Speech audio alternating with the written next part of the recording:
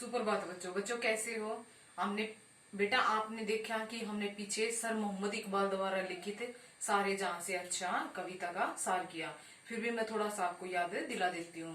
बेटा सर मोहम्मद इकबाल जी ने इसमें बताया है कि सारी दुनिया में हिंदुस्तान हमारा सबसे अच्छा है। जब हम कहीं प्रदेश में रहने जाते हैं, दूसरे देश में रहने जाते तो हमारा मन अपने देश में ही लगा रहता है, हमारी सोच में अपना देश ही बसा रहता है। क्यों बच्चों? क्योंकि हमारा देश एक लोकतांत्रिक देश है जिसमें सारे धर्मों के लोग रहते हैं। सबका पहनावा अलग है, वेशभूषाएं अलग है, भोजन अलग है, भाषा अलग है, लेकिन फिर भी हमारे देश में एकता दिखाई देती है। हमारे देश में हिमालय पर्वत है जो दूसरे देशों से हमारी रक्षा करता है। सीमा पुरुष से हजारों निकलने वाली नदियां समतल मैदान में जाकर बहुत सारी फसलें उत्पन्न करने में हमारी मदद करती हैं और हमारी पानी की जरूरतों को पूरा करती हैं।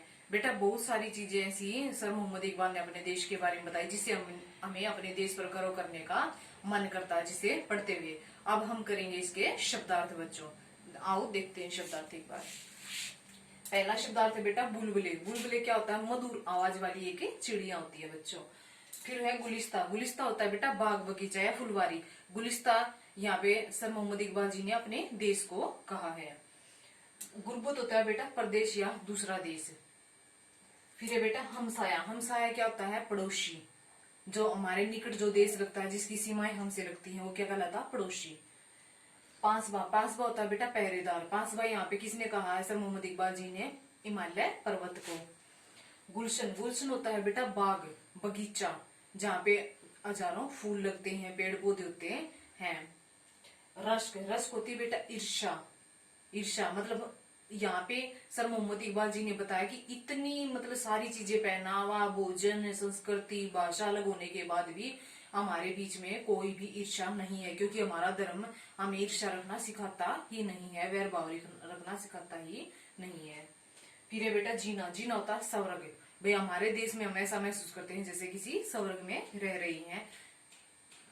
अस्थि। अस्थि होता है बेटा अस्तित्व, खुद की पहचान। हमारी जो पहचान होती है उसे ही हम अस्तित्व कहते हैं। फिर है बेटा मजहब। मजहब क्या होता है? धर्म। हम किस धर्म में हैं, वो होता है मजहब।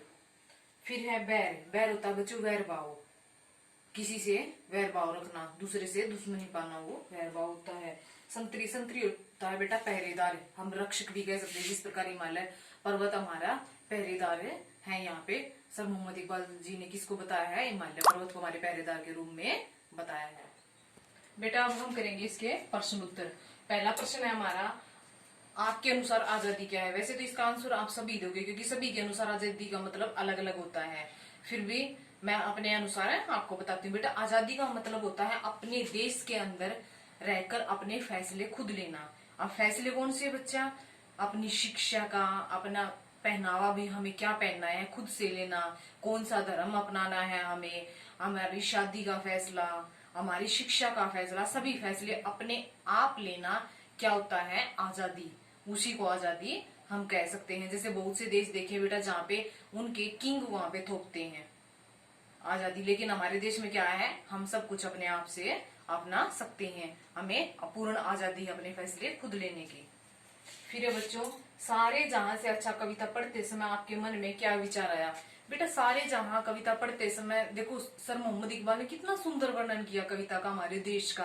भाई इतनी सारी विभिन्नताएं होते हुए भी हमारा देश एक है। हमारा धर्म, हमारी संस्कृति, हमारी शिक्षा, सब कुछ अलग है लोगों के बीच में। इतना बड़ा देश है, इतनी जनसंख्या वाला है, फिर भी सब कुछ एक है। तो ये देखकर हमें अपने देश पर गर्व होता है कि इतनी विभिन्नता को लिए हुए फिर भी हमारे देश में एकता दिखाई दे रही है हमें। फिर बच्चों कवि इकबाल ने यह कविता किस समय लिखी और क्यों? कवि इकबाल जी ने यह कविता 16 अगस्त 1904 को इतिहास नामक एक पत्रिका में प्रकाशित की थी बच्चों।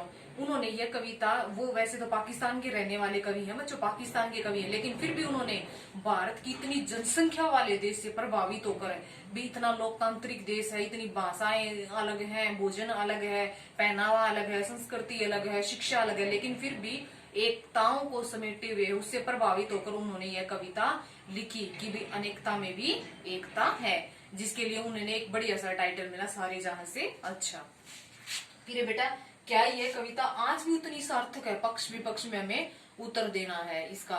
हाँ बच्चों, हम कह सकते हैं आज भी उतनी सार्थक है, क्योंकि भाषा धर्म सब कुछ आज भी अलग है हमारे देश के अंदर। सभी भाषाओं के लोग रहते हैं, सभी धर्मों के लोग रहते हैं हमारे यहाँ पे, फिर भी हमें अनेकता में एकता दिखाई देती है। हमारे देश में ऐसा कुछ भी हमें दिखाई नहीं देता। सभी राज्यों में हम ये कह सकते हैं, मिल सकते हैं।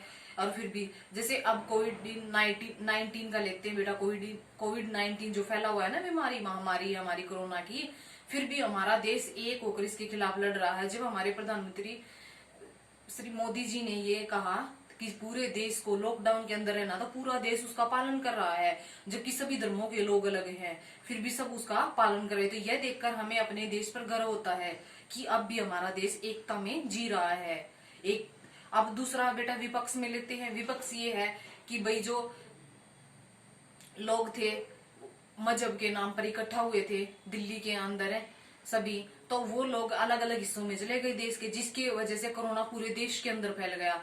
तो इससे कहीं ना कहीं हमें ये लगा बेटा कि मजहब के नाम पर भाई एक बीमारी को पूरे देश में फैलाना, तो ये कहीं ना कहीं हमारी एकता को भंग कर रहा है।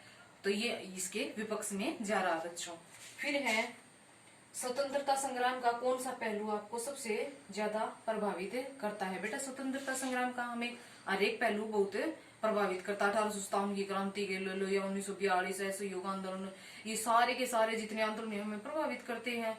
1857 की क्रांति लो बेटा, झांसी की रानी एक लेडीज होते हुए भी उन्होंने इतने सारे अपने देश के लिए वो लड़ी।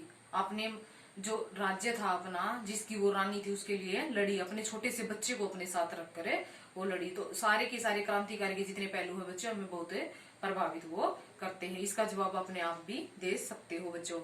बच्चों आगे हम मिलेंगे अगले पाठ के साथ, जिसमें हम पाठ लेखक परिचय जानेंगे और पाठ परिचय जानेंगे।